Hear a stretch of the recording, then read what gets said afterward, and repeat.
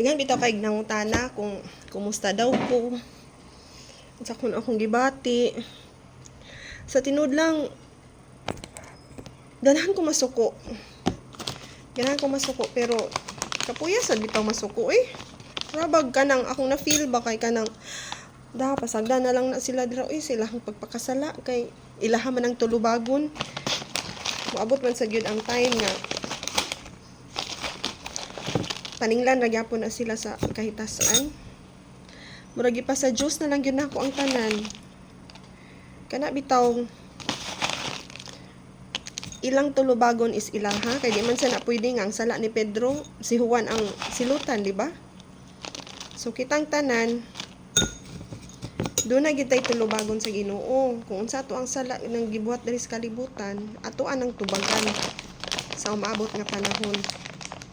Mubitaw na nga sige kog ampo nga unta mabalik siya sa Ginoo sa dili pawahi ang tanan. Kay kani biyang luha sa asawa no.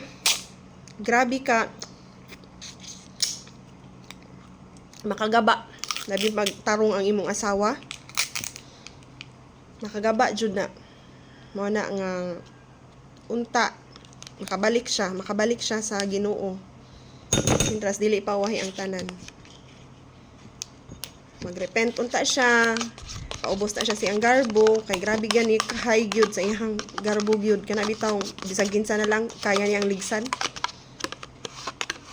Ni ako di man ko ganahan nga di ko ganahan nga pasudlon ang kasuko, ang kalagot, di ko ganahan kay ang akong blessing no, mahimo siyang babag sa akong mga grasya. Pamahaw data ninyo guys. So mo ni ako ang pamahaw.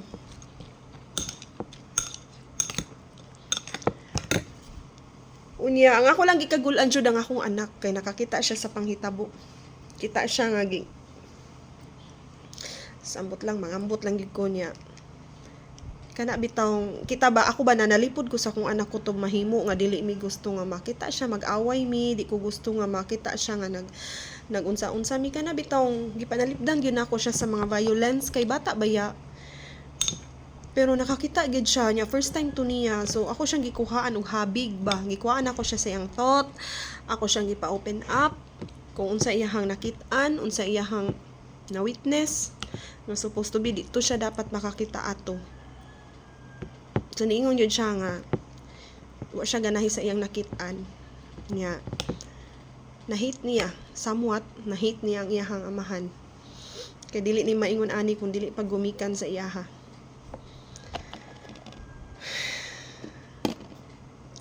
Problema ba siya? Problema kay ko na problema ko kaya nga akong anak unta moy ako ana lang untang gipanalipdan. Pero nakita gyud gihapon niya ang panghitabo. Violence, physical abuse. In some way gusto kong masuko sa akong amiga kung anong ingon ato pero mo nag-ingon ba nga, Lord, ikaw na lang bahala, ikaw na ako silang i-surrender nimo. Ikaw na mag-igo sa tanan.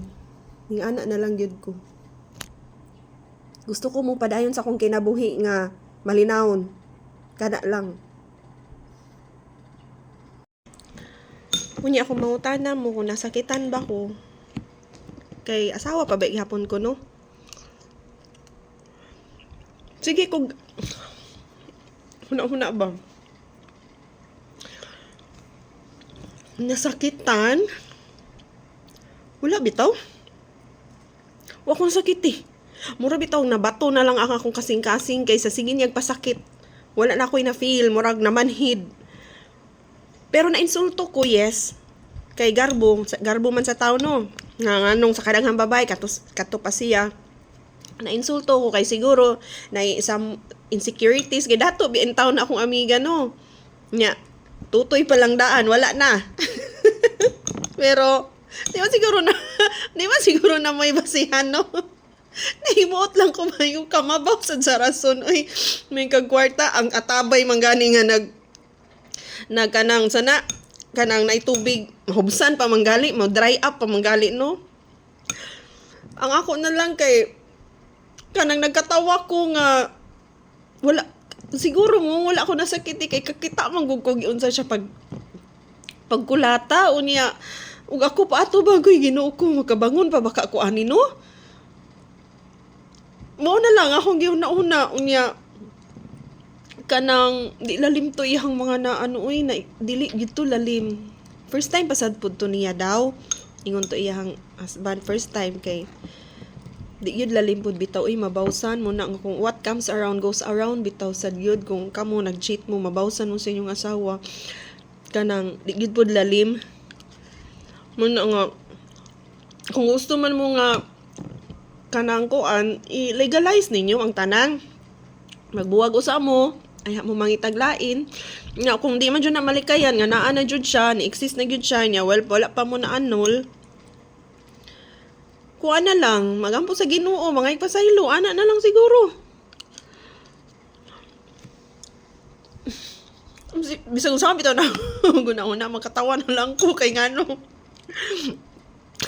yabag mo na ako ang ex kay ning dagan lagi na nanigurog iya wag yun dubi ang babae mo iluoy kistanan gilamba-lamba ka na uy imbis maluoy ko makatawa ko nga abot imbis maglagot ko ba imbis maglagot ko naluoy na lang ko niya nahimuot ko nga ambot lang Lord mo nang ingoy ko Lord ikaw na lang bahala sa tanan Lord kanang ako alang is ganahan lang ko peace of mind ganahan ko kanang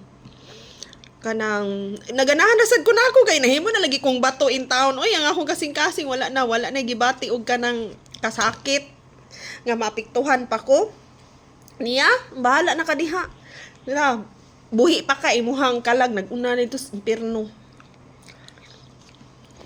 mamahaw ta ninyo guys